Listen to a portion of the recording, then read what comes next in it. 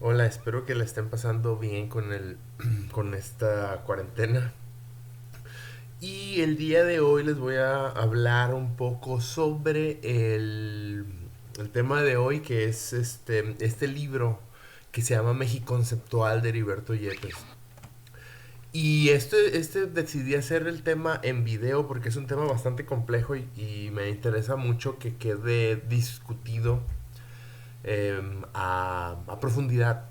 Realmente voy a tratar de hacerlo muy breve, a pesar de que creo que no va a poder ser tan breve, pero es un texto muy interesante y creo que lleva hacia donde... Es un texto ideal para hablar de lo que nos tocaba hablar, que era como pues las críticas colonialistas al museo. Y otro tipo de críticas que se le pueden hacer. Hasta el momento hemos hablado mucho del museo, de su desarrollo, de sus funciones y todo, de una manera muy optimista. Pero también hay muchas cuestiones más negativas del museo que a veces son un poco más sutiles. Y uno si no se pone muy atento o no hay nadie que se lo haga uno, que le llame la atención, que se lo haga ver, pues no se da cuenta. Creo que este texto es ideal para eso. Pero vamos rápido porque hay mucho que discutir. Primero, ¿qué es esto de Mexiconceptual? Es un proyecto, en realidad no surgió esto como un libro. Originalmente era una página web que era mexiconceptual.com, como una especie de blog donde se publicó un texto breve todos los días desde el 14 de abril hasta el 13 de mayo de 2016. Esto implicó que, como menciona aquí en la diapositiva, era un blog, yo le llamo así, un blog autodestructivo, es decir, cada día se publicaba un texto y al día siguiente desaparecía el anterior y había uno nuevo. Tenían fecha cada uno de estos textos, ¿no? Entonces, y el tema era los museos, ¿no? Así podía verse, este es un screenshot de cuando estaba en línea el proyecto. Y básicamente era fecha, autor, decía, y un texto que era pues relativamente breve, ¿no? A mí me tocó leerlo mientras iba publicando y de hecho en ese momento estaba yo dando la clase de taller de crítica de arte y lo incorporé en la clase pues conforme se iba publicando, solo que leerlo día por día no te da, a mí no me dio mucho la perspectiva de qué se trataba, o sea, realmente no entendí el texto por completo. Me llamó mucho la atención algunas cosas, pero sentí que eran textos separados y luego ya después de al leerlos todos juntos me di cuenta que era un solo trabajo, se tiene que leer completo, ¿no? De principio a fin. Que fue lo que ustedes hicieron de tarea. El tema principal de Mexiconceptual es una crítica al Museo de Arte Contemporáneo Mexicano, muy específico, ¿no? Hay museos de arte en México. Lamentablemente, para, para nuestra desgracia, en Baja California no hay un solo museo de arte. Pero en el resto de México hay bastantes. Entonces, eso de que no hay un museo de arte en Baja California también es parte de la crítica de Mexiconceptual. No lo menciono explícitamente, pero yo lo puedo interpretar así, donde está súper centralizado todo. De manera que, pues no, acá estas zonas como acá periféricas no importan mucho, ¿no? Y el argumento central es que los museos ayudan a los intereses del capitalismo y los poderes colonialistas. Esa imagen viene, por ejemplo, dentro del libro Mexiconceptual.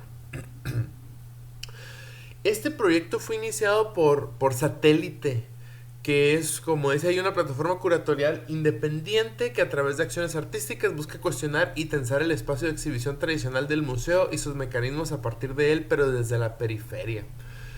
Ustedes pueden entrar a la página de Satélite. México Conceptual es solo uno de las iniciativas y de los proyectos que han tenido. Tienen ahí en su página, como se puede ver en ese screenshot, no sé, textos, cuestiones de la prensa, además, muy interesante.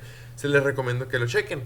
Esta iniciativa fue desarrollada lo de México Conceptual por Violeta Orcasitas, que es la directora de Satélite, y el escritor tijuanense Heriberto Yepes, que están aquí en la foto.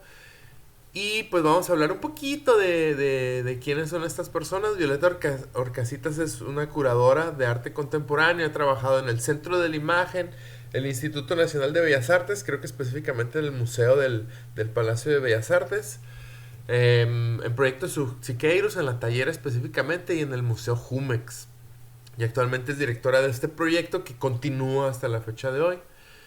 Y Heriberto Yepes es un escritor y filósofo tijuanense, es autor de varias novelas, de poesía, ensayo, traducciones y textos diversos, bastante prolífico.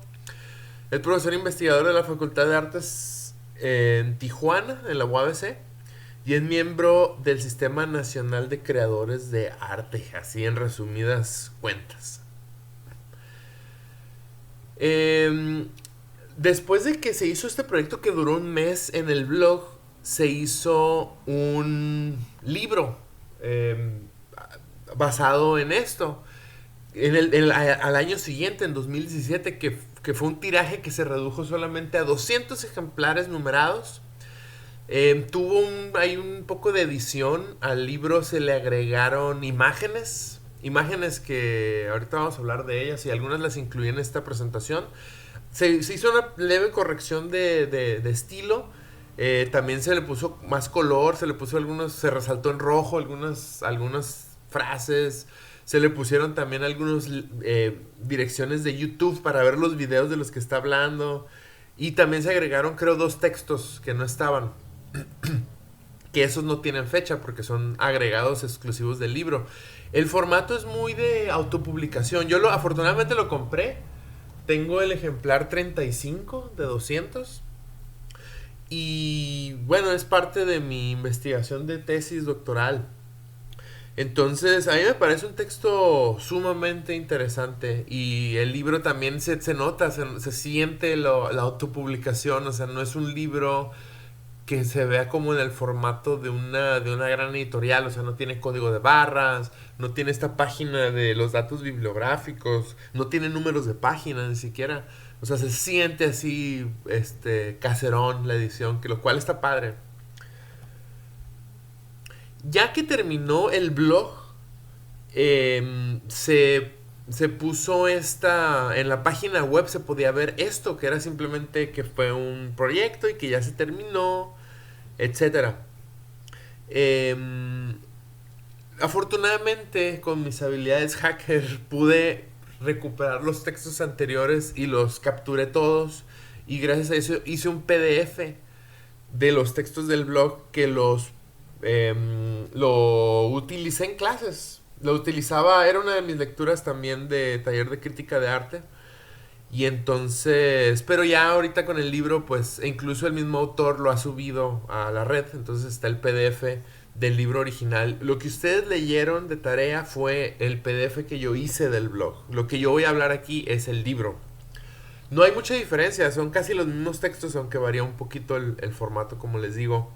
Pero decidí que ustedes leyeran el otro PDF porque siento que está un poquito más breve. Solo por eso, ¿no? Ahora, ¿qué características tiene este texto? Una de las que a mí me llama más la atención es que este texto bien pudo ser un ensayo académico, un ensayo con bibliografía, un ensayo así con muy explícito, pero en realidad el escritor se fue más por el lado de crear un texto híbrido, que es algo que él ya ha hecho anteriormente. Es una mezcla entre poesía, ensayo, aforismo y crítica. Es decir, tiene un poco de todo esto. Particularmente a mí lo que más me llama la atención es lo poético del texto, porque muchas partes están como en verso, parece poesía contemporánea, pero a la vez no es totalmente poético, porque está desarrollando ideas a veces de manera en prosa, y también muchas de estas frases son aforísticas. Y obviamente es un texto de crítica. Para mí, por eso lo ponía en el taller de crítica de arte, porque me parece como un texto, desde mi punto de vista, yo lo veo como a veces retomando tradiciones antiguas de la crítica de arte, porque la crítica de arte no siempre fue ensayo. A lo largo de la historia ha tenido múltiples formas, incluso caricatura, que ha funcionado a manera de crítica. Entonces, este texto es un texto muy inusual en ese aspecto y eso lo hace muy, muy, muy interesante. O sea, es más interesante y creo que puede tener más impacto y más relevancia en este formato, a diferencia de un formato muy convencional que puede ser el ensayo. Conforme va avanzando los días de este mes que fue siendo publicado, los textos se van haciendo más largos. Y también más intensos, ¿no? Al principio hay como unos breves, muy chiquitos, y ya conforme va avanzando son textos bastante más extensos hasta terminar en un texto bastante largo a manera de conclusión. Y es un texto también denso en el sentido de que está lleno de muchas referencias. Por eso también decidí hacerlo en video, porque este texto, si uno lo lee, yo lo he leído varias veces a lo largo de las clases y de las discusiones que hemos tenido, y he ido descifrando más de lo que tiene. Aún así me falta, ¿no? Porque tiene muchísimas referencias, menciona muchas, y normalmente el autor asume que ya las conocemos. No se detiene a explicarnos casi qué son ni nada, sino simplemente las mencionas a veces muy de paso. Y son fundamentales entenderlas para comprender lo que nos está queriendo decir. Y también es un texto, pues, específicamente por su naturaleza, es un texto ambiguo, es decir, no es obvio el significado. No tanto que sea ambiguo porque está mal escrito, sino porque es muy poético. Y la poesía, por su propia naturaleza, tiene un significado abierto. O sea, no nos deja cosas a la imaginación, a que nosotros completemos, nos deja tarea, pues. Entonces, por eso el texto, mucho de lo que voy a hablar sobre el significado es mi interpretación muy personal. Es decir, estoy seguro que va a haber diferentes opiniones y que el mismo autor posiblemente no esté de acuerdo con lo que yo estoy diciendo. Entonces vamos a hablar del texto. Estoy tomando screenshots del libro, tomé muchos screenshots. El primer texto, que es del el 15 de abril de 2016, viene en el libro como una especie de cupón. Bien, el texto viene enmarcadito y dice: entrada gratuita, no necesitamos un nuevo conceptualismo, el viejo conceptualismo reenmarcado sobre y basta, atentamente el museo. Esta es como... Me gusta porque es como una especie de advertencia del tono del libro y de los temas. Si ustedes ya lo leyeron, pues se darán cuenta que este es uno de los temas centrales del libro, que el conceptualismo o el arte conceptual se nos está vendiendo como una idea muy nueva, como una idea que es lo más innovador y todo, pero como demuestra el texto, el conceptualismo ya se había hecho antes. Ya se había hecho en los años 70, por ejemplo, pero fue ignorado, porque particularmente fue hecho por gente no conveniente a lo mejor para el gobierno, que no le interesaba, o no estaban dentro del ámbito del poder. Entonces fueron ninguneados, silenciados, ignorados. Y ahora, cuando llegó el conceptualismo de el exterior, de poderes aceptables para el poder establecido, ya nos lo venden como algo nuevo cuando ya sucedió. Entonces, por eso dice, no hay nuevo conceptualismo, sino el viejo remarcado, así como que con un nuevo cambio ya es suficiente. Y es como un boleto de entrada, ¿no? Entrada gratuita, dice, como un boleto de entrada para, no solo para el museo sino también para el texto. Luego dice el del día siguiente, advertencia: dentro y fuera de esta institución todo concepto de arte será cooptado. Disculpe las molestias, que vuelve al tema de que vamos a agarrar esto que ya existió, pero lo vamos a cambiar a nuestra conveniencia. Ya lo veremos más adelante, ¿no? No, aquí me brinqué un día, me parece. Lamentablemente no puedo hablar de todos los textos porque es muchísimo hablar de todo, pero voy a hacer a pesar de que hable bastante, voy a tratar de hacerlo lo más posible, ¿no? Sobre eh, abarcando la mayor cantidad del libro. Y aquí nos habla en este día sobre una obra que fue muy interesante del 2016. Acababa de salir esta obra cuando Heriberto Yepes escribió sobre ella, que es una colaboración entre Joshua Ocon y Santiago Sierra, que era un excusado, pero el excusado tenía la forma del Museo Sumaya. Entonces, esta causó controversia, ¿no? Porque era una crítica al museo. Entonces dice aquí: para criticar al museo, la obra de arte toma su forma. la expone. El museo se critica a sí mismo, el museo se autoodia el museo, el arte el mexicano, el globalizado, la forma, se autoodian, el excusado. Entonces, el Museo Sumaya ya hemos hablado de él en clase y desde mi punto de vista, cuando lo he visitado, pues me parece un desastre. Un desastre en cuanto a muchos sentidos, ¿no? Entonces, pero como Carlos Slim tiene tanto dinero, pues se puede dar el lujo de hacerlo. Y a mí se me hace bien interesante, por ejemplo, una cosa que me causa un cortocircuito del Museo Sumaya es su arquitectura versus el arte que tiene dentro. La arquitectura es muy postmoderna y todo esto, pero dentro el arte es súper conservador, es increíblemente conservador. Entonces es una contradicción enorme, está bien extraño. Y esto sumado, como les digo, que si uno entra y uno ve las pinturas, muchas de las pinturas que están ahí, sobre todo de la colección de pintura, este, pues figurativa que tienen antes de la modernidad, eh, pues no tienen a veces nombre de autor, no sabemos quién está retratado, no sabemos la fecha, o sea, no sabemos nada de esas pinturas. Ve uno la obra y no aprende nada, que es una de las funciones del museo. Entonces, pero esta obra del excusado es un pretexto que viene después para hablar del panorama del arte. Aquí está la foto del Museo Sumaya. Y aquí está también del otro lado, pues cuando estaban todavía terminando la obra, ¿no? Un montón de piececitas ahí para dar la ilusión. Pero el parecido es impresionante. Ahora, el día 19 de abril, esta es la parte que me parece interesante. El excusado es el intelectual mexicano. Vive bajo una dictadura, pero para él, la dictadura es dicta blanda. No quiere ser perseguido como el activista, el periodista, el revoltoso, la lista de los descontentos. Aquí voy a hacer una pausa porque aquí tengo mucho que explicar ya. Eh, Aquí hay un juego de palabras que se va a entender después sobre un excusado, como básicamente el excusado del baño, como alguien que es excusado, pues con una excusa. Pero aquí hay un chiste escatológico, no sé si lo captaron cuando lo leyeron, que dice, el excusado es el intelectual mexicano, imagínense.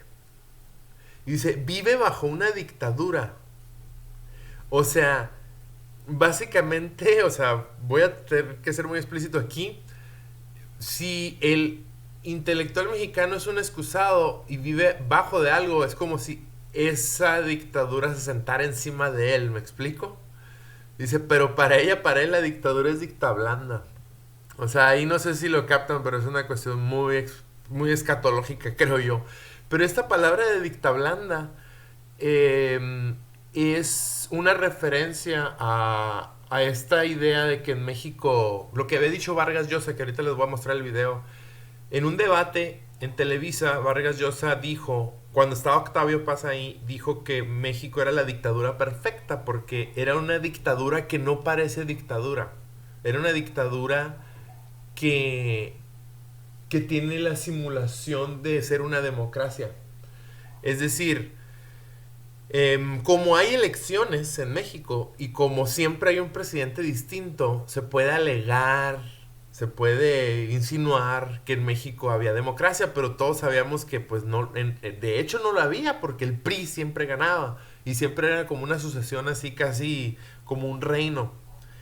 Entonces, una dictadura, ¿no? De hecho. Entonces vamos a ver el video. Yo quisiera comentar brevemente la brillante exposición de Octavio. Él dice que en la descripción que yo hice de la transición hacia formas abiertas de sociedad de América Latina, él no encontraba el caso de México. Y al describir el caso de México, en cierta forma, tengo la impresión que ha exonerado a México de lo que ha sido la tradición dictatorial latinoamericana. Espero no parecer demasiado inelegante, por decir lo que voy a decir. Yo no creo que se pueda exonerar a México de esa tradición de dictaduras latinoamericanas. Creo que el caso de México, cuya democratización actual soy el primero en celebrar y en aplaudir, como todos los que creemos en la democracia, encaja dentro de esa tradición con un matiz que es más bien el de un agravante. Yo recuerdo haber pensado muchas veces sobre el caso mexicano con esta fórmula: México es la dictadura perfecta. La dictadura perfecta no es el comunismo, no es la Unión Soviética, no es Fidel Castro, es México. Porque es la dictadura camuflada de tal modo que puede parecer no ser una dictadura, pero tiene, de hecho, si uno escarba, todas las características de la dictadura: la permanencia, no de un hombre, pero sí de un partido que es inamovible, un partido que concede suficiente espacio para la crítica en la medida en que esa crítica le sirve, porque confirma que es un partido democrático, pero que suprime por todos los medios, incluso los peores, aquella crítica que de alguna manera pone en peligro su permanencia. Una dictadura que además ha creado una retórica que lo justifica, una retórica de izquierda, para la cual a lo largo de su historia reclutó muy eficientemente a los intelectuales, a la inteligencia. Yo no creo que haya en América Latina ningún caso de sistema de dictadura que haya reclutado tan eficientemente al medio intelectual, sobornándolo de una manera muy sutil, a través de trabajos, a través de nombramientos, a través de cargos públicos, sin exigirle una adulación sistemática, como hacen los dictadores vulgares.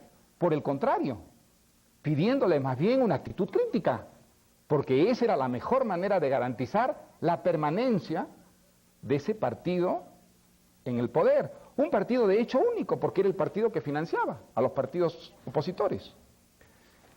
Esa dictadura es una dictadura, es decir, puede tener otro nombre, una dictadura muy sui generis, muy especial, muy diferente, pero tanto es una dictadura que todas las dictaduras latinoamericanas, desde que yo tengo uso de razón, han tratado de crear algo equivalente al PRI en sus propios países. En el Perú, el dictador Velasco trató con todo su equipo de intelectuales reclutados de formar una especie de PRI peruano, y no funcionó.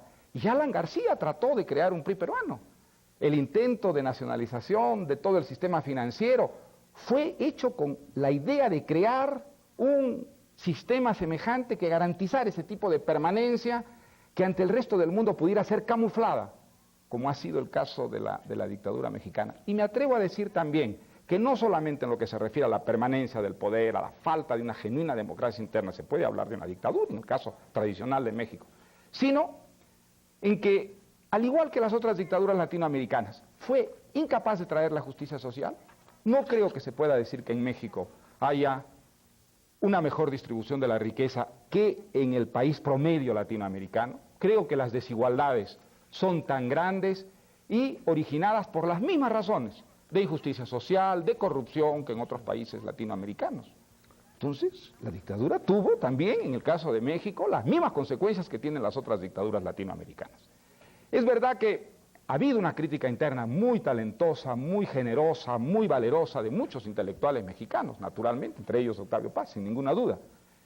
Pero creo que es muy importante también denunciar el caso mexicano, y espero que no se me considere pues como un mal invitado, por decirlo de esa manera, pero como esto se está democratizando y este país ahora se abre a la libertad, quiero ponerlo a prueba, y quiero poder decirlo aquí abiertamente, porque eso lo he pensado yo desde la primera vez que vine a México, un país que, por otra parte, pues yo admiro y quiero tanto. Creo que no, creo que es muy importante que también en el caso de México se diga que aquí se vivió y se ha vivido durante décadas, con unos matices muy particulares, muy especiales, el fenómeno de la dictadura latinoamericana. La Revolución Mexicana tiene cosas admirables, sin ninguna duda. La más importante tal vez aquella que mencionó Octavio, la reivindicación de un pasado, la reivindicación de la tradición prehispánica que ha sido asumida con orgullo por el pueblo mexicano, como no ha sido asumida en otros países, por ejemplo en el mío. Eso es una indudablemente contribución muy positiva. Pero también hay que entender que eso ha sido otro de los instrumentos que ha utilizado el sistema dictatorial del PRI para eternizarse. Ha sido otro argumento de esa gran demagogia retórica a lo largo de su historia del PRI, que se ha prestado a muchas falsificaciones de tipo cultural, como por ejemplo la justificación de falsos artistas, de falsos géneros artísticos, en nombre de ese nacionalismo que creo que es uno de los factores más peligrosos dentro de este proceso de democratización mexicana. Un factor que debe ser puesto en tela de juicio y cuestionado si nosotros, como estoy seguro que lo quieren los demócratas mexicanos, quieren que esta democratización y liberación en México vaya hasta sus últimas consecuencias. Hay que agradecerle mucho a Vargas Llosa esta intervención valiente sobre la dictadura, o quizá habría que llamarla dicta blanda. La dicta blanda, bueno.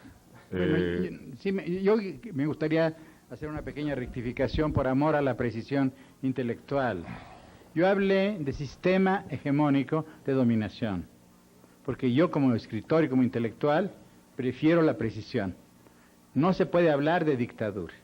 Mario Vargas Llosa habló de dictaduras militares. Así comenzó su intervención. En México, es un hecho, no ha habido dictaduras militares. Y agregué, pero sí hemos padecido la dominación hegemónica de un partido. Esto es una distinción fundamental y esencial.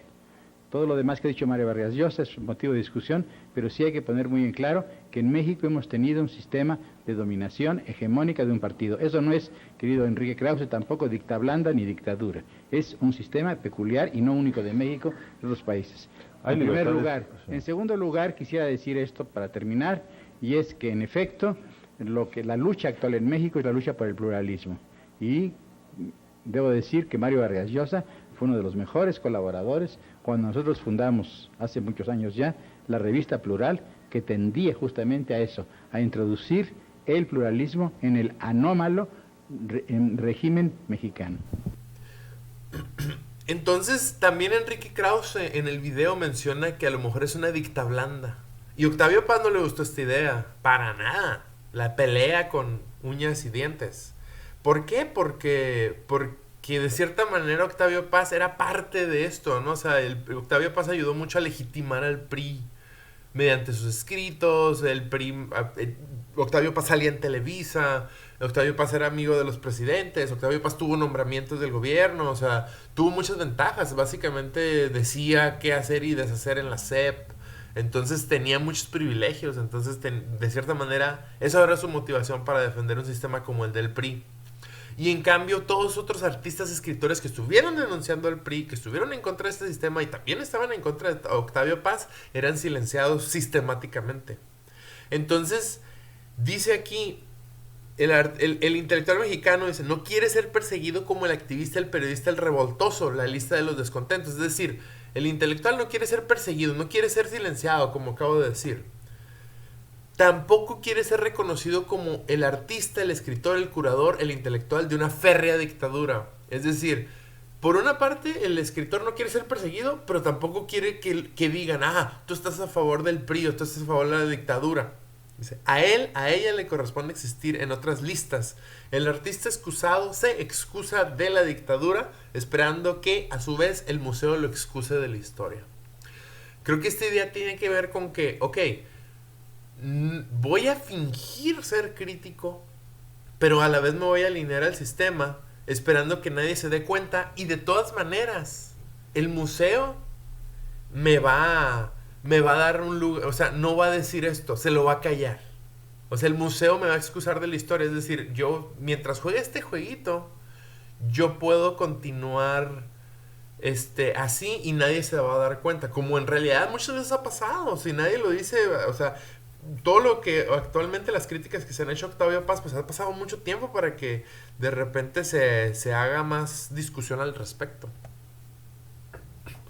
El siguiente día, que continuaron con esta idea del excusado. La crítica excusado no es totalmente pública ni enteramente privada. La crítica excusado se hace en los baños de la institución. En el WC todo es personal y todo es una mierda. La crítica excusado es el autoodio enlatado. Obviamente esa es una referencia a la mierda de artista enlatada, ¿no? Esta obra famosísima de los años 60, me parece. La crítica excusado repite entre pares la ley del amo, el maltrato. Creo que aquí lo que está tratando de decir es que falta una parte de este texto, ¿no? Pero que muchas veces la verdadera crítica no se hace públicamente, o sea, se hace a escondidas, se hace callada. Realmente no, en el mundo del arte muchas veces está casi mal visto ser crítico directo, ser crítico explícito. En México estamos hablando, ¿no?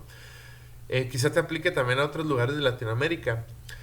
Pero sí, todo se habla un montón de cosas tras bambalinas o en pláticas de pasillo, aquí como aquí dicen, en el baño, o sea, en el lugar oculto, en el lugar reprimido, en el lugar que nadie quiere que se vea, del que casi no se habla. Eh, pero dice, continúa, el moderador en el Congreso, el replicante en Facebook, el reseñista, el comentarista, todo agente involucrado maltrata a otros. Por la crítica excusado, sabemos que en los muros del museo todo es aseo, del maltrato que ocurre en los baños. Es decir, que a veces los museos son una fachada, ¿no? De que nunca presentan algo crítico. Y eso es muy visible, o sea, sobre todo visitando los museos, especialmente de la Ciudad de México, ¿no? Siempre sale uno con una sensación de como de que por más que lo promocionen como que es algo innovador y todo, esta es mi percepción personal, se siente blandengue, se siente como domesticado lo que tienen ahí. Casi todos los proyectos que se presentan en museos de la Ciudad de México, así muy oficiales y todo, son proyectos muy poco críticos, son muy a veces atrasados de noticias, ¿no? O sea, como que lo ves y dices, esto se supone que es muy nuevo, pero no se siente así. Es más o menos también lo que se siente en ferias como Zona Maco, ¿no? Donde entra uno y nada lo agrede a uno. Acuérdense que hablábamos que como en el libro dentro del cubo blanco se dice que durante el siglo XIX los museos se buscaba que fueran un espacio de contemplación y relajación y de viaje mental y todo esto. Y ya para el siglo XX la galería es agresiva, te agrede, ¿no? O sea, porque te agrede no necesariamente en una violenta manera, sino en una forma que a veces puede ser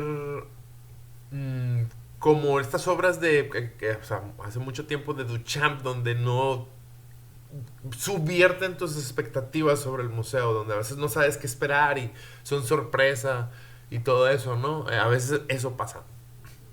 Pero aparte esta cuestión de que hay dice que el maltrato, ¿no? Todo agente involucrado maltrata a otros, pero eso no se muestra, ¿no? O sea, eso tiene que ver, creo yo, con el colonialismo. Otro día, el 22 de abril. El museo es el conveniente retorno de lo reprimido. El museo sanitiza. El agua con que se lava a los muertos usada en obras de Teresa Margoles, solo en la desmemoria corresponde exclusivamente a los muertos del narco. Es el agua del museo donde se lava a todos los muertos. Es decir, el museo sirve como... Bueno, no sé si ustedes conocen esta obra de Teresa Margoles, donde utiliza agua con el cual se lava a los muertos y a veces caen burbujas, ¿no? Que son parte de esa agua. Ella hace muchas obras sobre la muerte, con muertos y a veces con cadáveres o cuestiones que tienen, no necesariamente cadáveres, pero cuestiones que como la sangre o cosas que vienen de cadáveres o muertos, sobre todo del narco. Pero dice aquí Heriberto Yepes, no solo son los muertos del narco, sino también son los artistas, la gente muerta anteriormente, donde todo se le quita su carga crítica, ¿no? O sea, agarras un muerto que en su momento fue como vamos a decirlo así, un mártir de su causa, del arte experimental o todo eso, y luego llega al museo y en el museo es lavada la imagen, o sea, ya se convierte en algo más conveniente, a pesar de que no haya sido eso. Por higiene, el conceptualismo mexicano de los represivos años 70 puede regresar gracias al museo, que incluso a las bajas vuelve joyas de la guerra sucia. El conceptualismo retrospectivamente ahora puede ser usado como archivo, precursor, capital de las siguientes generaciones conceptuales. Es decir, durante los 70 que estaba el conceptualismo mexicano, fue reprimido, fueron desaparecidos, desaparecidos no necesariamente de manera física como en la Guerra Sucia, donde sí se desapareció gente que estaba en contra del gobierno, que estaba protestando y todo, pero se les desapareció de los libros, se les desapareció de los museos, se les desapareció de todo. Y ahora son esas imágenes que eran súper inconvenientes y que estaban queriendo ser desaparecidas porque no querían ser, porque estaban en contra del sistema establecido, del gran monstruo que le llamaba Ulises Carrión, ahora vuelven, ¿no? Lavaditas, ¿no? Con un lavado como una cirugía plástica, ¿no? Y ahora no son inconvenientes, sino son, como dice, el capital, o sea, esas son las bases para lo que tienes que hacer ahora. El conceptualismo retrospectivamente ahora puede ser usado como archivo precursor capital. Ya lo había leído. El museo otra vez ha cumplido su misión, convertir lo otrora reprimido en un patrimonio más de la nación y un enlace más en la red. Aquí yo puse el billete de 500 pesos donde irónicamente pusieron a Frida Kahlo. O sea, este es el tipo de lavados de rostro del cual creo que se refiere Heriberto Yepes, donde, no sé, Frida Kahlo con su carga comunista y toda esta cuestión, sus ideas y todo, también con Diego Rivera que estaba del otro lado del billete, de repente sale en el dinero. O sea, qué ironía, ¿no? Ahora es aceptable, ahora es totalmente, ¿cómo decirlo? Ese es la cirugía plástica de los cuales les hablo. Ahora sí son íconos, ¿no? Cuando en un momento fueron figuras de conflicto. Pero se les quita esa carga de conflicto, se quedan únicamente con lo aceptable y se vuelven un producto de consumo. Así como el Che. Otro día, el día siguiente, en el 94 salinista, Los Grupos se volvió un documental derrotista, que hoy internet circula como historia oficial de la caída colectiva de los grupos conceptualistas en el museo virtual, donde no hay más ruta que la del desarrollo individual. Hasta de tontos anarquistas los Rolling Stones nos culparían, cierra la canción de los créditos finales. El conceptualismo es documentado solo para ser desactivado. Se refiere, de los grupos se refiere a un documental que está efectivamente en YouTube. De hecho, en el libro Mexiconceptual viene el link, viene el texto ahí para entrar ahorita les voy a mostrar un fragmento de este documental, pero sí, en efecto, es uno que ok, no voy a silenciar, digamos, no voy a silenciar al conceptualismo mexicano de los 70, pero sí lo muestro como una idea fallida, ¿no? Y el documental hace eso, el documental hace todo lo posible por decir que fue un fracaso ese movimiento, cuando en realidad sus ideas eran increíblemente innovadoras y muy, muy padres. Entonces, y se están haciendo otra vez hoy. Muchos años después se están haciendo ahora sí con todo el éxito del mundo, porque ya está domesticado, pues ya no es agresivo. Ya pasó el suficiente tiempo como para que eso no desestabilice el sistema. Entonces vamos a ver un fragmento de este video.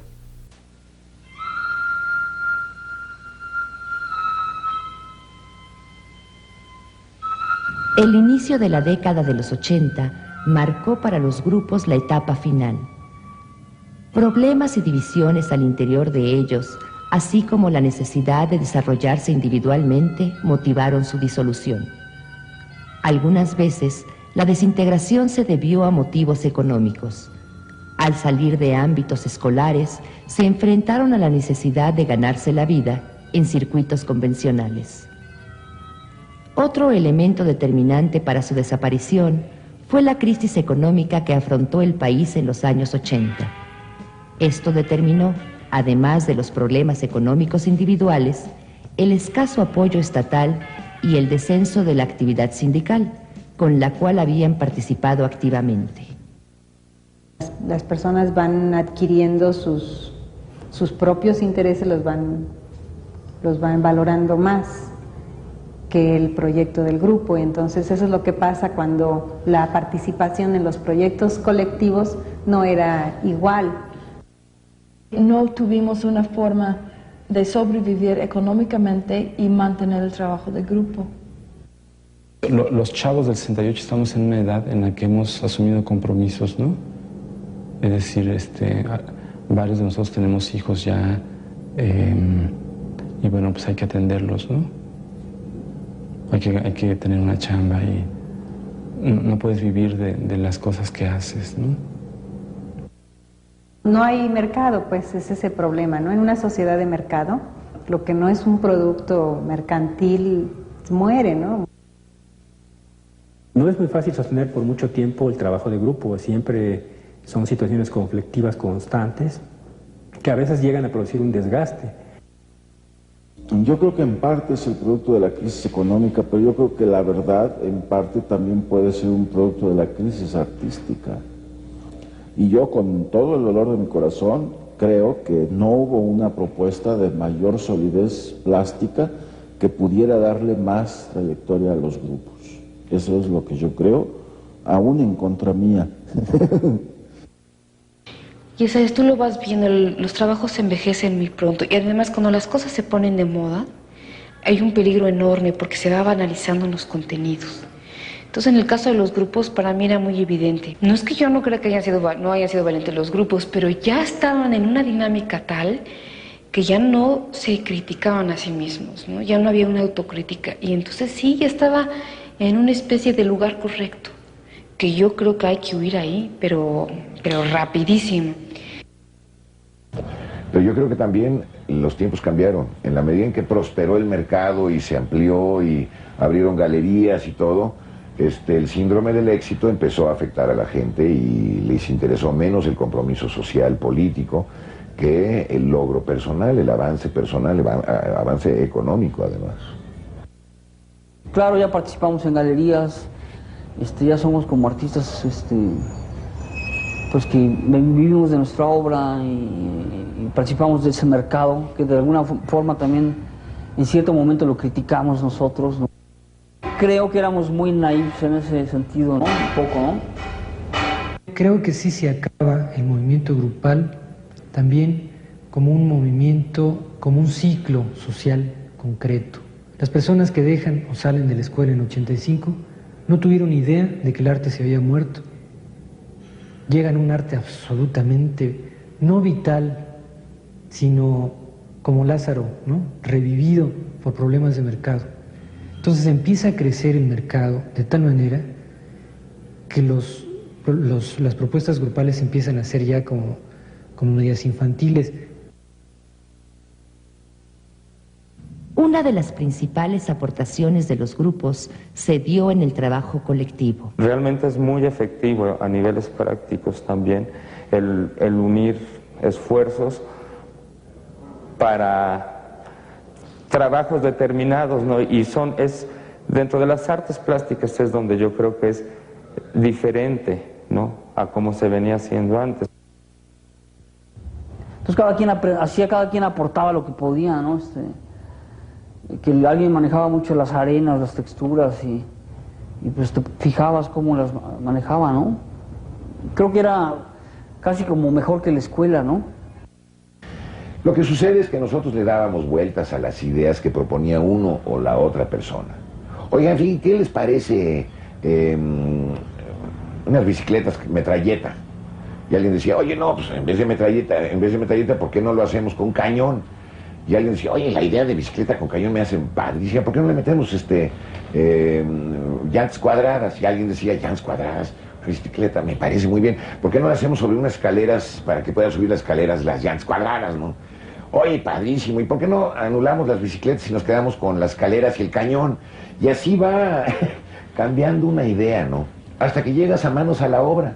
Se trata de eso, de trabajar todos en grupo y de sacrificar el ego en aras de una obra de carácter colectivo. El problema fundamental es que el trabajo colectivo es un problema, no es una receta, ¿no? Hay muchas tensiones que crecen, incluso gustitos, alguien rompe uno de los 10 mandamientos o busca romperlo, no desearás la mujer o el hombre del prójimo. Ese tipo de cosas que son intrínsecas a la experiencia colectiva. Son cosas maravillosas además porque son la sociedad microcósmica.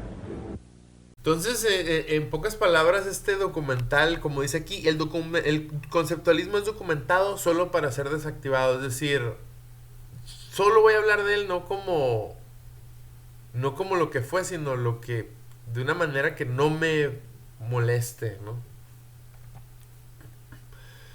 Día 25. Sí, el arte mexicano de los años 90, como el libro de Daniel Montero, que se refiere al libro El cubo de Rubik, arte mexicano en los años 90, es un cubo de Rubik. Es el cubo del Museo Mexicano convertido en un intelectual juguete global. Es otro buen juego de palabras con el cubo blanco y el cubo de Rubik, como si fuera un juguete, ¿no? O sea, juguete global. Pero el cubo de Rubik de Montero solo tiene 3 colores, verde, blanco y rojo, que irónicos son los colores del PRI. Los colores patrios exclusivos de los jugadores del Distrito Federal.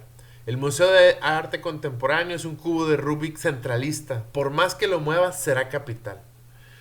Es decir, esto es parte de lo que yo les decía del centralismo que existe en el arte mexicano. Simplemente si no estás en la Ciudad de México, no existes. Eso es algo súper visible y bien desesperante, ¿no? De cómo hay iniciativas en todo el país. Afortunadamente hoy en día parece que ya está habiendo más movimiento para reivindicar, pero aún así sigue súper centralizado todo. Pues la mayor parte de los museos están en la Ciudad de México. Si no están ahí, pues buena suerte, ¿no? Es horrible lo que pasa en México, pero me gusta mucho eso, ¿no?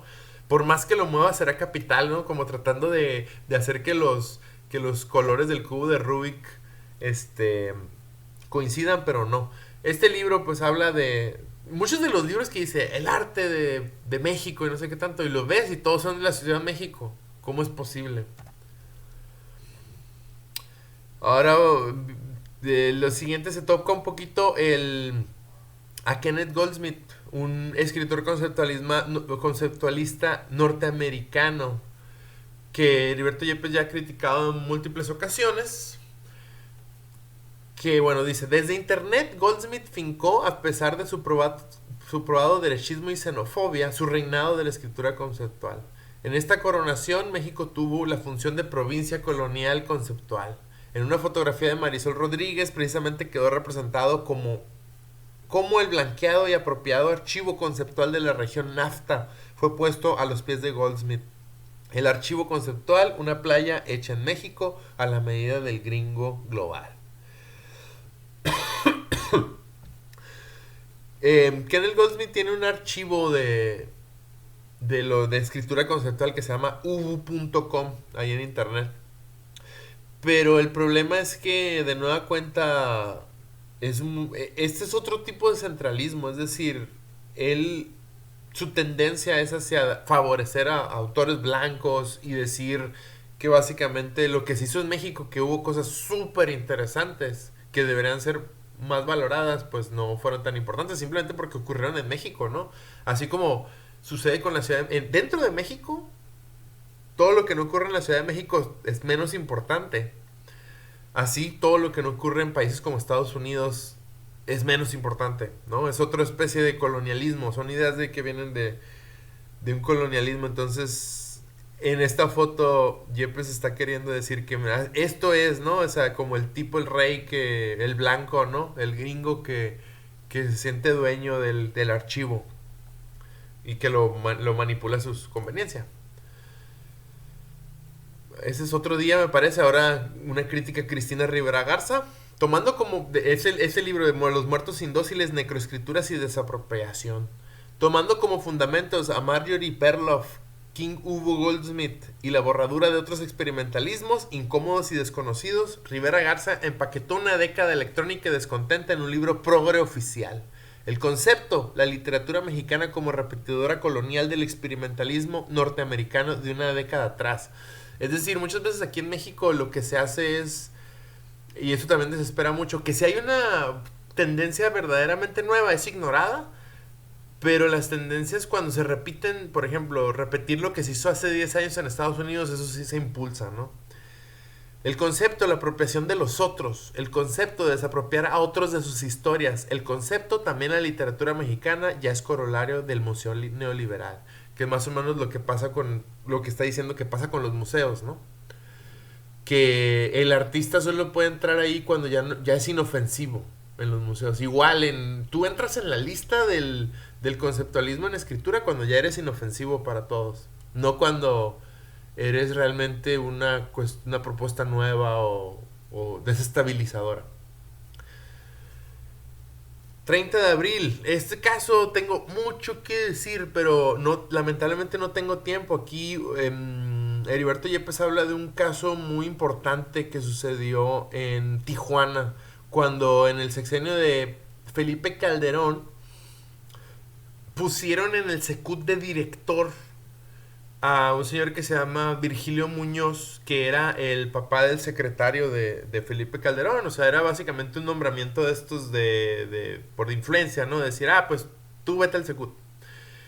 Pero Virgilio Muñoz fue cuando estaba trabajando no me acuerdo si ahorita les voy a mostrar un video de esto, ¿no? Pero fue señalado como traficante de personas. Y como lo pusieron del Centro Cultural Tijuana, muchos artistas protestaron ese nombramiento, empezaron a firmar, hicieron una carta y la firmaron, diciendo que no querían a Virgilio Muñoz como director del Secut. Y pasaron muchas cosas en ese momento, fue en 2009. Pero yo creo que empezó mal la cosa, pero se puso peor cuando le hicieron una entrevista a Virgilio Muñoz, entrevista que les voy a mostrar a continuación. Hay que preguntarle y saber qué opinión le merece el hecho de que esté circulando en los medios de comunicación y demás esta carta de ahorita ya más de 150 artistas que están en contra de su nombramiento, y contrarrestarlo con esta carta que firmaron empresarios políticos en felicitación a su nombramiento. Es como... Bueno, yo lo que invito es a la gente, y sobre todo a los jóvenes estudiantes, antes que artistas yo creo que estudiantes, ¿no?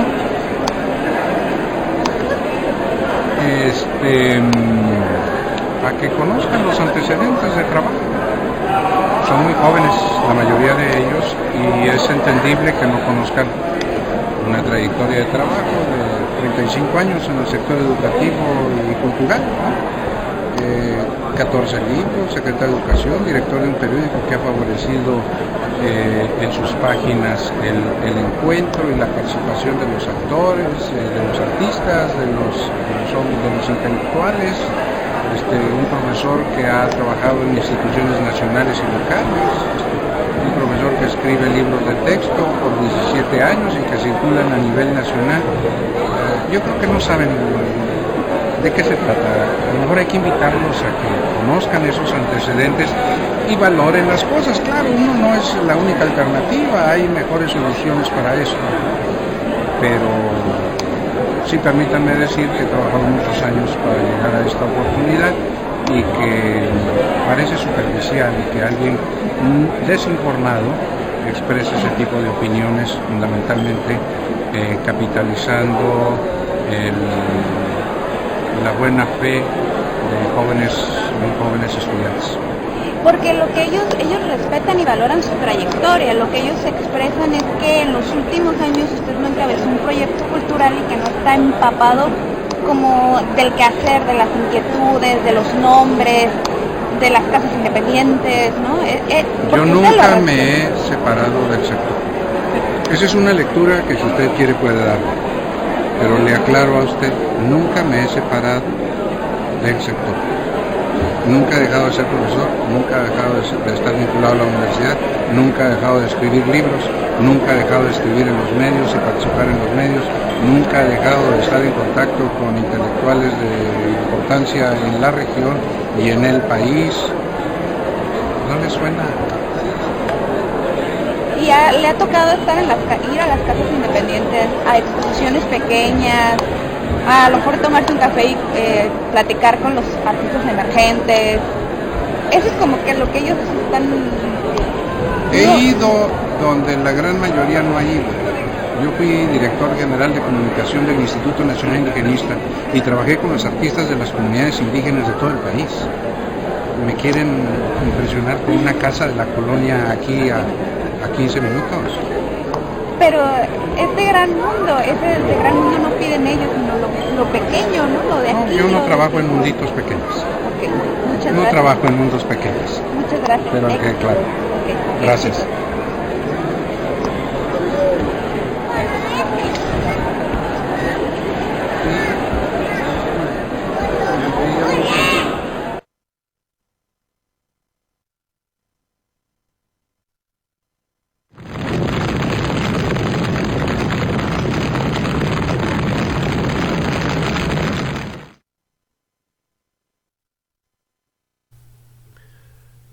Entonces, en esta entrevista se dan cuenta, Virgilio Muñoz está ninguneando a toda la comunidad artística, no solo de Tijuana, sino también firmó gente de la Ciudad de México y de otras partes de que no querían a Virgilio Muñoz, y Virgilio Muñoz les llamó, dijo, pues son estudiantes muy desorientados que no me conocen, ¿no? Y aparte, pues muy prepotente. Entonces eso movilizó a los artistas tijuanenses para crear un colectivo que se llama Todos Somos un Mundo Pequeño, porque dijo, yo no trabajo en mundos pequeños, ¿no? Como salió en el video.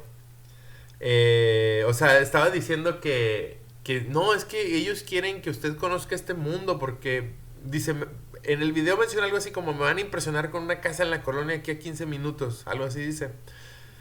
Yo me imagino que estaba refiriendo a la Casa de la 9, que era un centro cultural ahí en Tijuana. Y básicamente, cuando dice, no, pero es que quieren que conozca este mundo, y él dice, yo no trabajo en mundos pequeños. Y la respuesta fue decir, todos somos un mundo pequeño. Y empezaron a hacer exposiciones, conciertos y demás al margen o alrededor del Secut. Muchos artistas retiraron su apoyo, retiraron sus exposiciones, no quisieron que se publicaran sus libros y básicamente se quedó solo Virgilio Muñoz, que no duró mucho ahí. Pero como dice, pero la corrupción de Felipe Calderón se impuso y la historia de las artes fronterizas se partió en dos. La etapa de aceptable colaboración entre el movimiento fronterizo y la institución se acabó. Someterse no era una opción. Y esto es similar a lo que sucedió en Ensenada hace poquito, pero lamentablemente en Ensenada se manejó pésima la situación. En Ensenada también pusieron una persona que no tenía nada que ver con nada en cultura, y la comunidad protestó, pero el problema es que no lo supieron hacer bien. Aquí, a pesar de que se haya impuesto la corrupción, en este caso de Tijuana, la comunidad creo que hizo lo correcto al alejarse del Secut. Solo algunos oportunistas tomaron ahí oportunidad de estar en el Secut, y la verdad, hasta la fecha a mí no se me olvida de muchas de las cosas que pasaron ahí, ¿no? Entonces, como que se vio quién era quién más o menos. Entonces,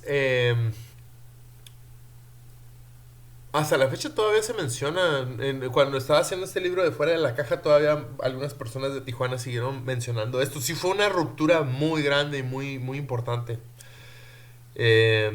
Lamentablemente, a mí en el caso de Ensenada, yo les citaba, les decía, tenemos que hacer lo mismo que hicieron en Tijuana, y no me hicieron caso, y terminó en una defecio eso, y terminó, o algo que terminó validando a la institución. Me molestó bastante. Quizá luego escriba sobre eso. Otro día, en el México neoliberal, la cultura es Carlota. La cultura, esa bella, fina, loca, Carlota, ¿no? Hablando de la esposa, como Maximiliano, como una loca que era la emperatriz de México. Nuestra compartida Casa Blanca mental. El primer secretario de Cultura, Carlota, no podía ser otro que Tovar y de Teresa. El culto palaciego del poder. Artífice de mil caprichos, desde reemplazar a Juan Rulfo con su amigo Fernando del Paso como nuevo gran narrador mexicano, hasta escribir varios libros para honrar a Porfirio Díaz. Tovar y de Teresa ha remodelado durante 3 sexenios la cultura a la exigencia de las reformas estructurales. Y la Secretaría de Cultura necesita altiva compañía lírica. Denles pasteles a escritores y artistas, premios, giras, contratistas, 1000 antologías. Aquí a lo que se refiere Heriberto Yepes es, en efecto, cuando Peña Nieto creó la Secretaría de Cultura, el primer secretario de Cultura fue Rafael Tovar y de Teresa, que es el señor que está en la foto. Y este señor, sí, en efecto, sus ideas tenían mucho que ver con validar al sistema.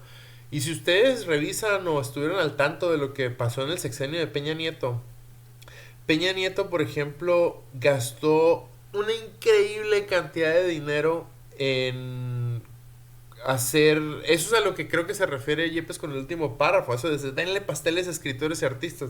Porque se hicieron antologías, se hicieron muchas cuestiones de cultura y se despilfarró mucho dinero.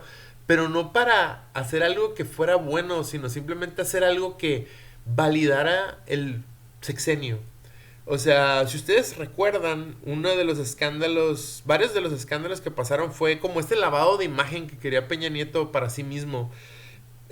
Compró de una manera muy cara una portada en la revista Time, donde salía Peña Nieto diciendo Saving Mexico, como salvando a México, ¿no? O sea, eso nos costó a todos. Ese es un dineral para promocionarse a sí mismo.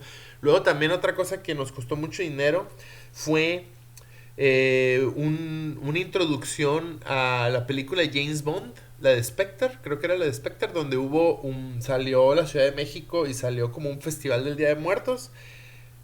Cuando unos hackers hackearon a Sony Pictures, en los correos electrónicos se reveló que el gobierno mexicano creo que les había dado $20 millones para que saliera México en la película y saliera México bien representado. Entonces fue otra cosa que nos costó.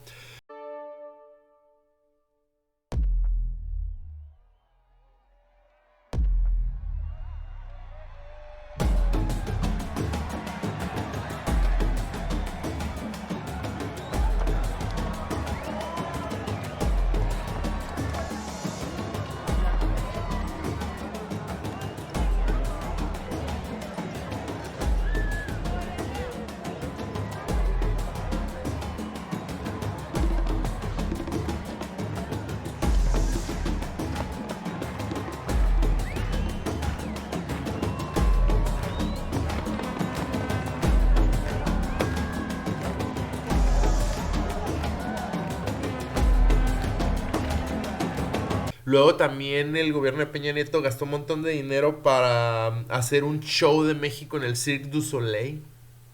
También hicieron una antología de 20 escritores jóvenes, una antología que Heriberto Yepes criticó muchísimo, donde se les pagó a los escritores y los llevaron a Francia para llevarlos a un festival de poesía, y pues fue otro dineral despilfarrado. Entonces estas son las críticas que está haciendo Yepes a Rafael Tovar y de Teresa. O sea, gastar mucho dinero en tratar de lavarle la cara al gobierno, ¿no? De lavar la corrupción, de mostrar una pura imagen de esto.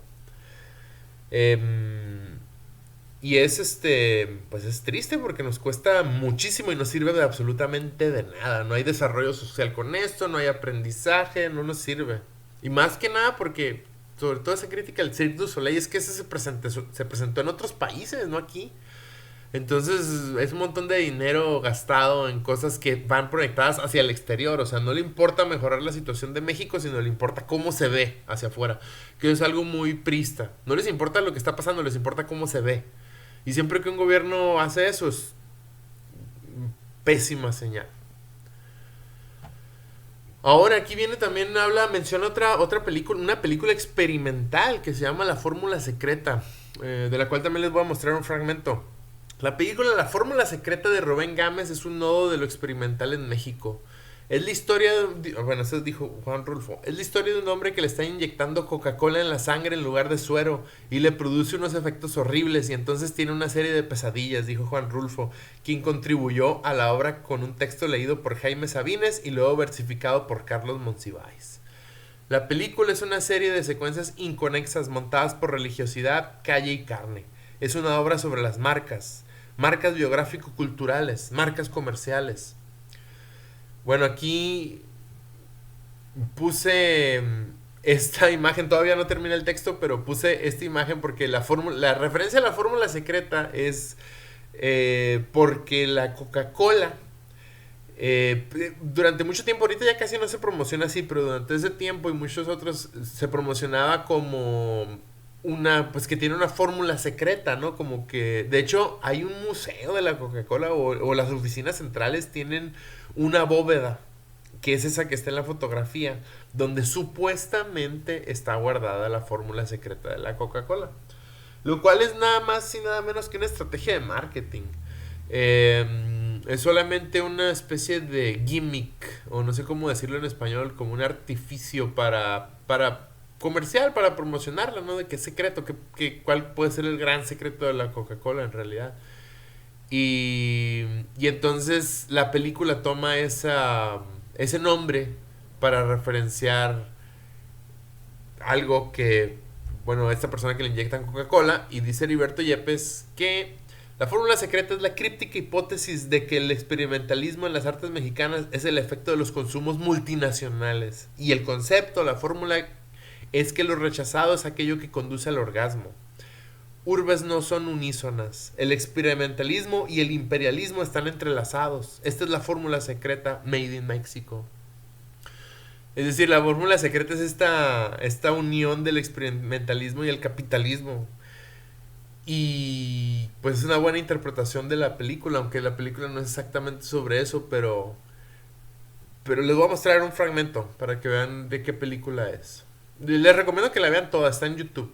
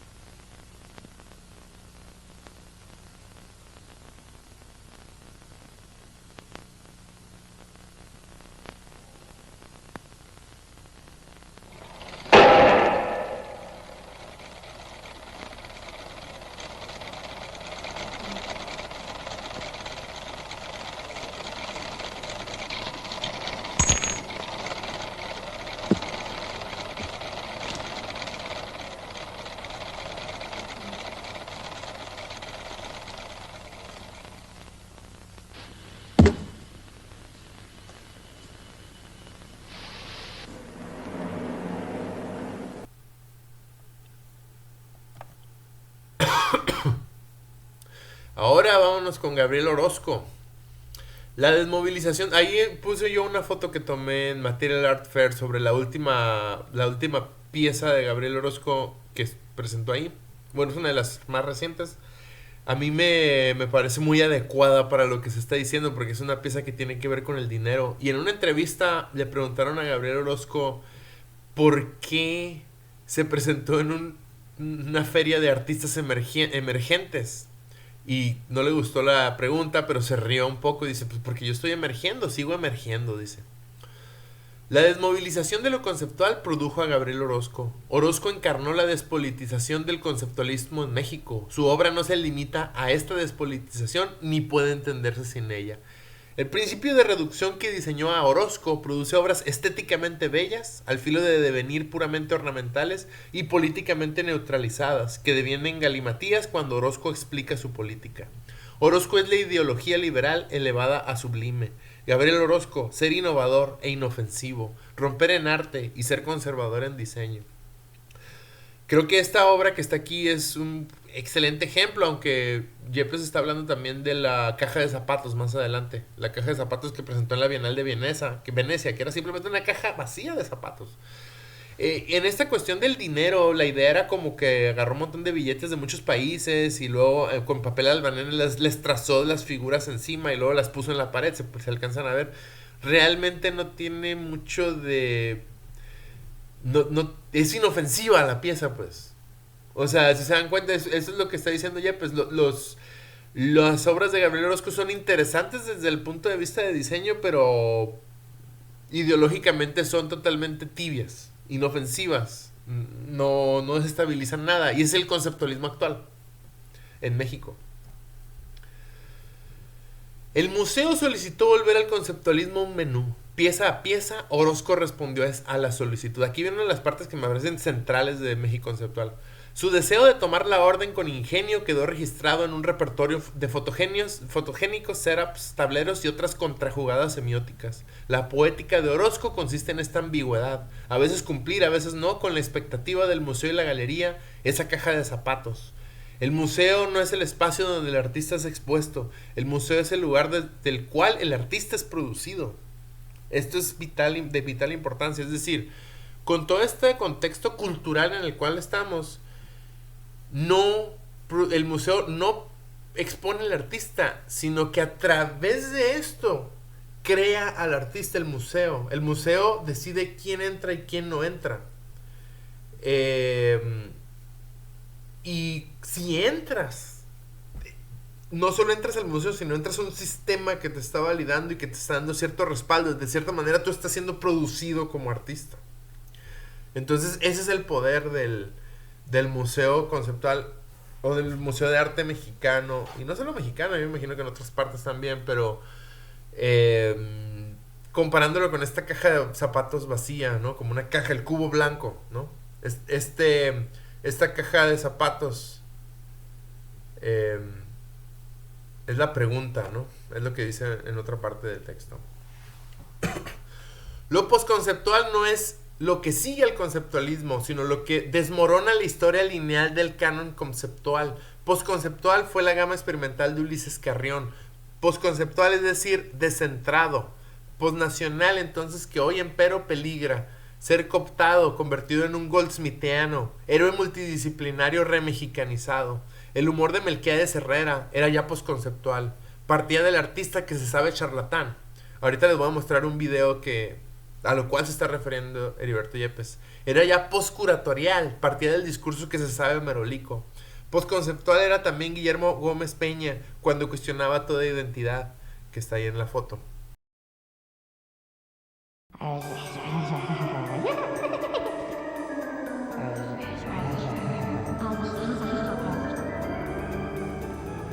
¿Cuál es la diferencia que distingue a un artista visual de un vendedor de peines? Pues seguramente la diferencia es la corbata. En esta oportunidad le vengo ofreciendo las últimas novedades y las cosas más accesibles que le puedo mostrar. Por ejemplo, le traigo esta ganga, una verdadera ganga, 4 peines diferentes por solamente un solo peso. Le vengo a ofrecer los peines que por un lado son francos y abiertos, pero que del otro no dan absolutamente ni una. Le vengo a ofrecer peines sometidos al estrés, absolutamente nerviosos, lo mismo que peines en completo estado de agotamiento. También le vengo a ofrecer peines francos, directos, fuertes, y también peines que tienen miedo, les hace así.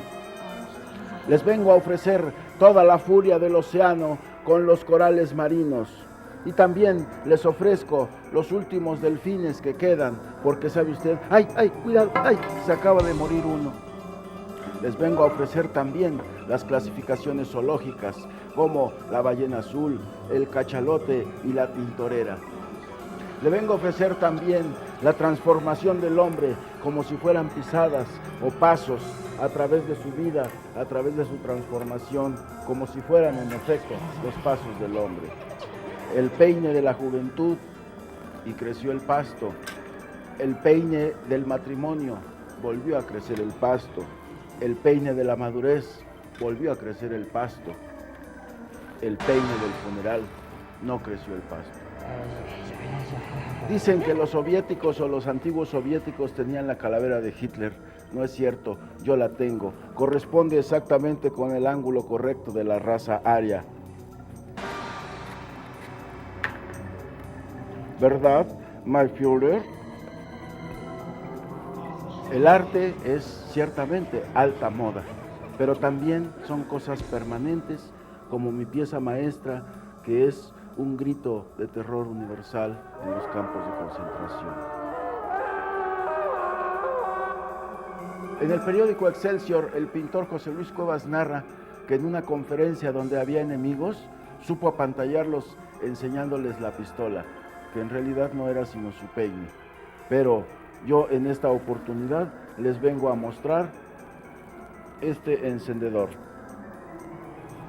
que se puede transformar fácilmente si lo movemos así y lo ubicamos en esta posición. En México solo hay 3 grandes: el Panzón Soto, el Panzón Diego Rivera y el Panzón Melquiades Herrera.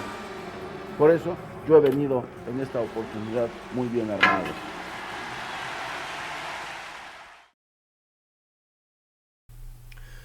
Entonces, lo que está diciendo aquí, Yepes, es que si podemos pensar en algo postconceptual, va a ser algo que rompa con el conceptualismo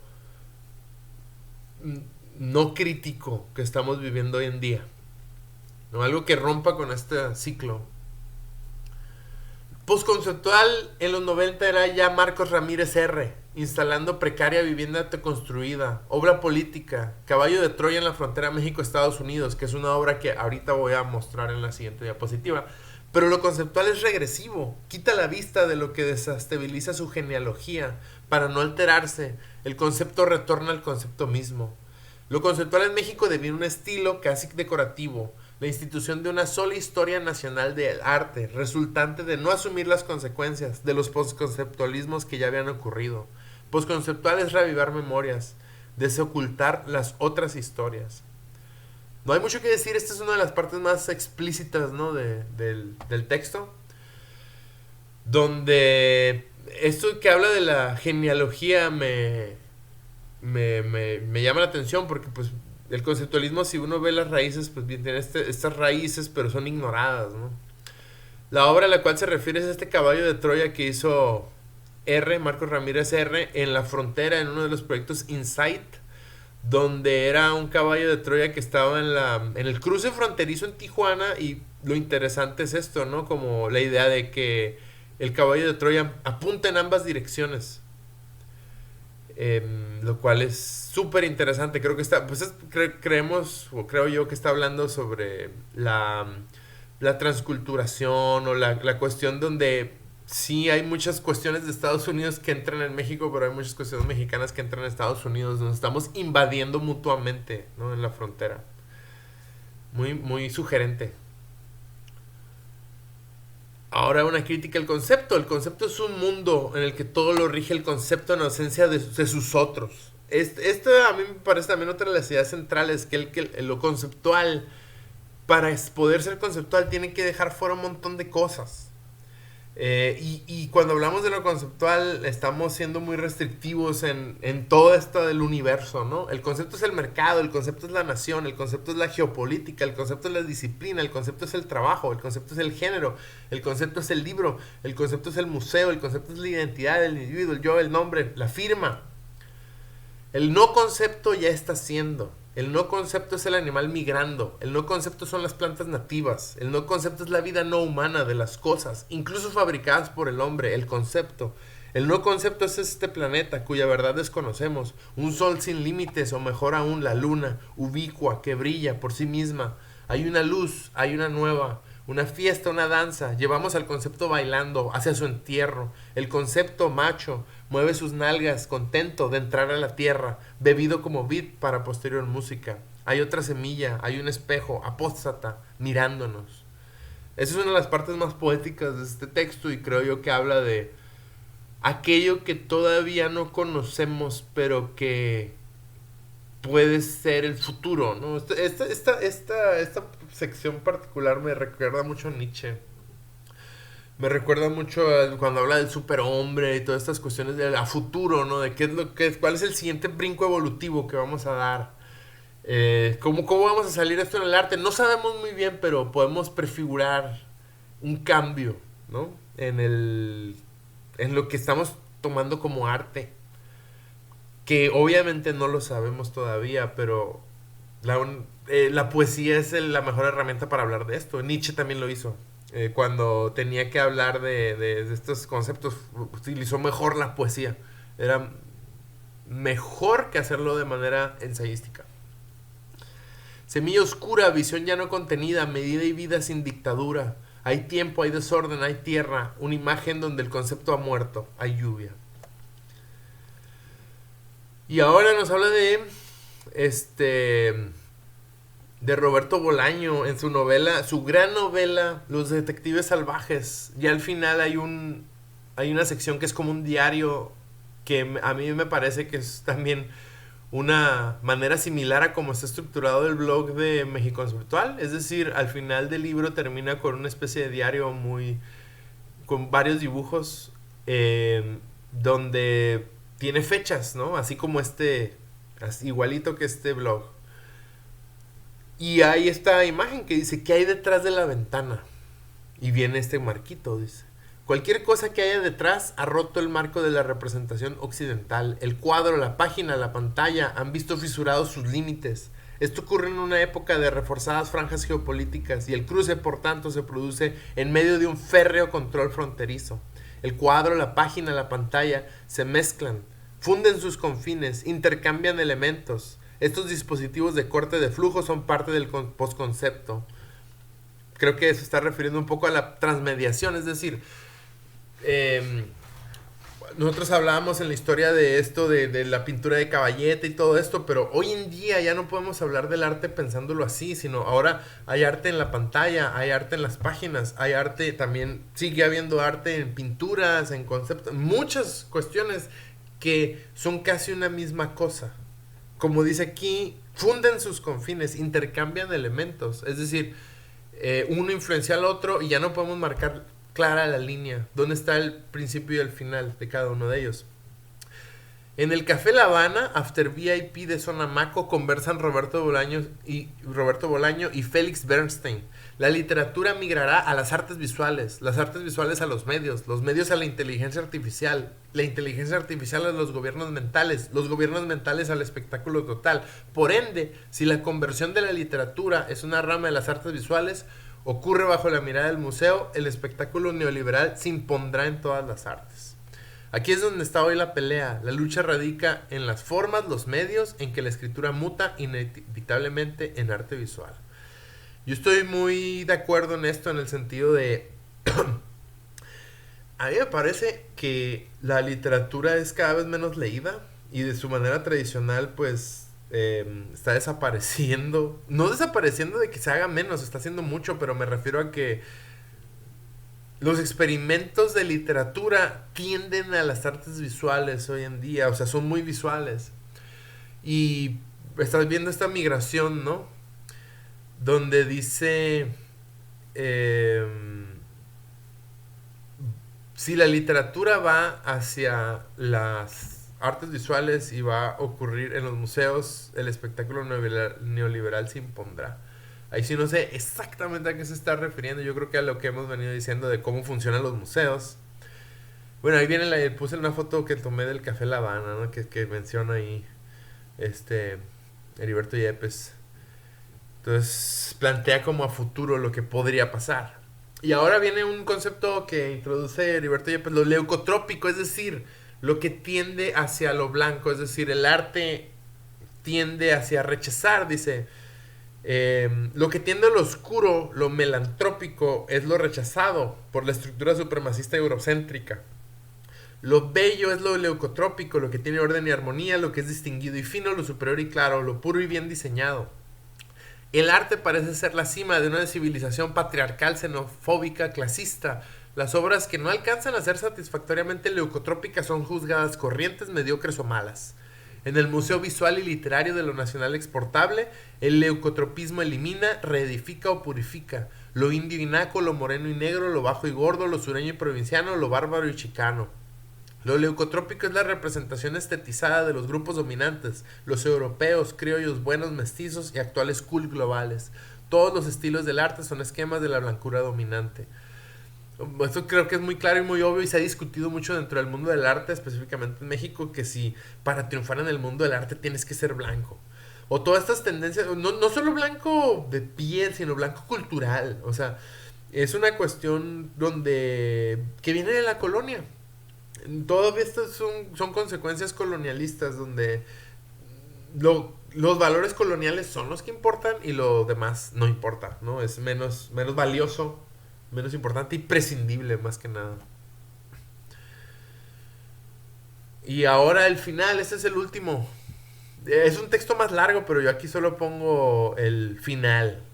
¿Cómo poner las artes al servicio de la revolución venidera anticapitalista? De nuevo, esta es la pregunta con que termina este contraarchivo. Este contraarchivo de deseos post-experimentales, post-conceptuales, que seguramente será cooptado, desapropiado, borrado.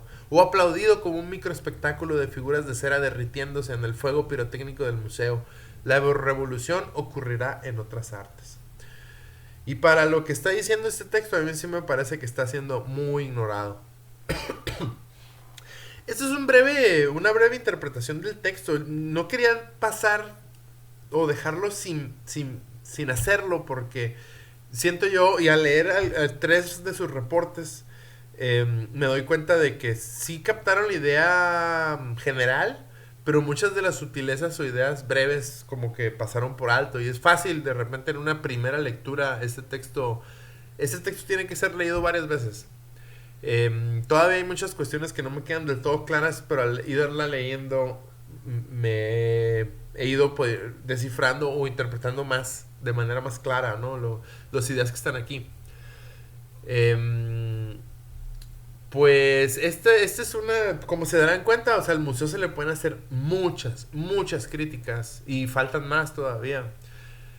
Que tenemos que ser conscientes, no podemos ser inconscientes, más si es gente dentro del campo de las artes, no podemos tomar todo de manera tan inocente, de decir, los museos, si está dentro del museo es que vale la pena, es bueno o malo, no. Tenemos que cuestionar cuáles son las intenciones detrás de esto. Y todos los gobiernos en México han utilizado las artes o la Secretaría de Cultura actualmente, antes Conaculta o la institución en turno, para sus propios intereses. Entonces siempre tenemos que ser escépticos y es bien difícil a veces estar al margen, ¿no? Difícil en el sentido de que eres invisibilizado, como dice aquí. Eres cooptado, desapropiado o borrado. Se te ignora. Y es algo con lo cual tenemos que luchar. Entonces,